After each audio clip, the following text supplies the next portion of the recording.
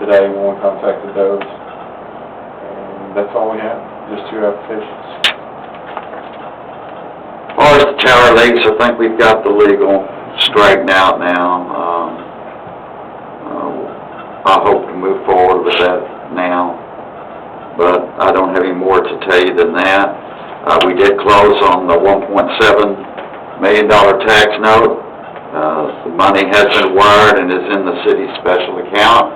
We also this week got our Rescue Act money that we gave them all the final, Paula did, all the final documentation they wanted, and that was released to us. So it is How also much was that?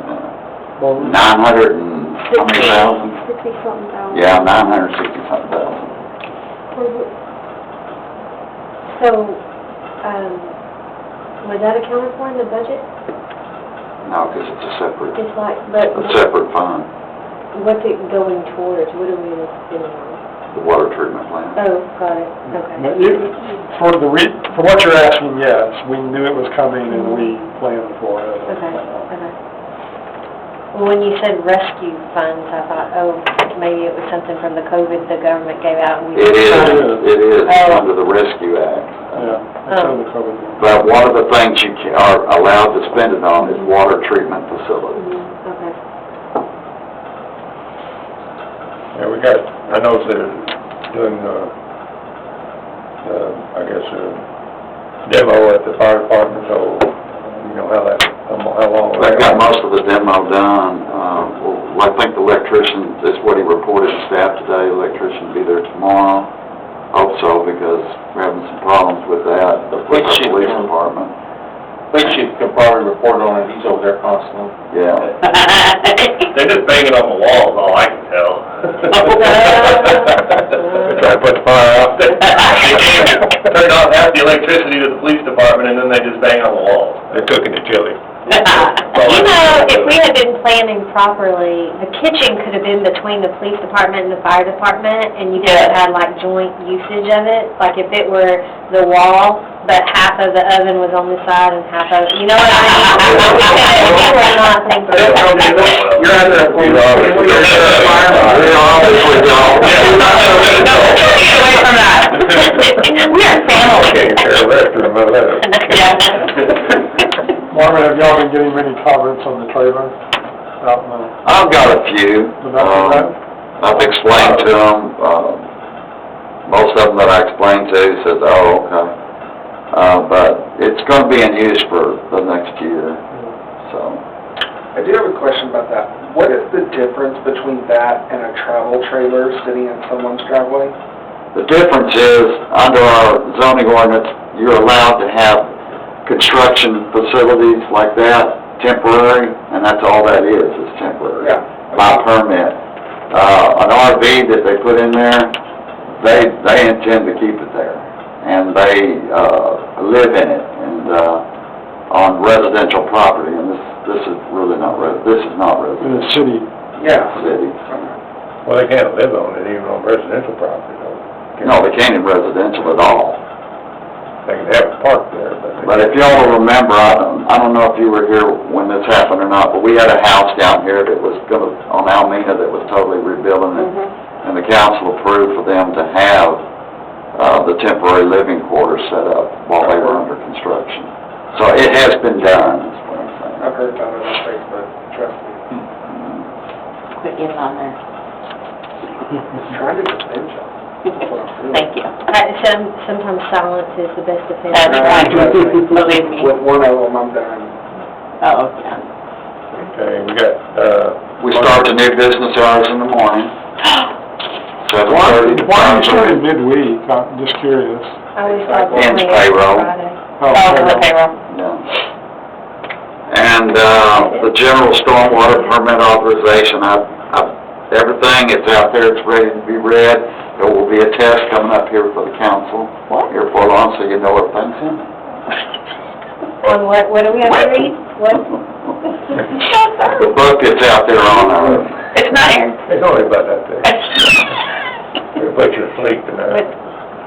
Maybe I should read. Yeah. That was a joke, but still, it is out there like the state requires for 60 days. It has to be out for, anybody can make public copies of it, or ask any questions on it. I drafted it, but the state went over it and they made some corrections, of course. And so, we've done all the notifications they required, the publication, sent all that back to them. They received all that, so we're just on a time wait right now. And then we'll get our new authorization number. And after this one, the next time we renew, it'll all be online. We won't have to go through all the paper forms. So that's being done. And then you've got, as the chief told you about National Night Out on Tuesday, and the homecoming parade is this Thursday. Both of those are on the website. And they're coming to get the building permits on the Black Oak development this week to start construction of 4 of them. They're going to do 4 to start with. And the street's in, but I think he's still got one little repair. Oh, he's taking care of those. He's taking care of that. He lacks one minor other thing we want, but it's in the schedule.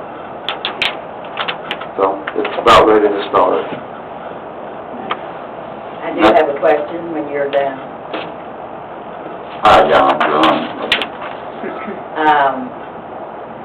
The sale of putting the community center up for sale, okay. Does that mean the city doesn't have any money and they're having to sell the center? No, it doesn't mean that.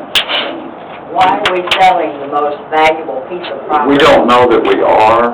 But it's up for bid. Yeah, it's up for bid. We have to see what the property comes in at, and in answer to that is all of the debt that the city has. We need to pay down on that debt badly. And that's the only way that the solution would be to sell that. The city intends at this point to have a community center, to continue to have a community center Okay. into the future. My question is then, So, what happened that we're in this shape in the first place? What happened to our city money, or whatever, that we're in this shape, that we have to sell it? We've been going through this for 10 or 12 years fighting it. the thing, one of the big increases was the paid fire department, $1 million a year.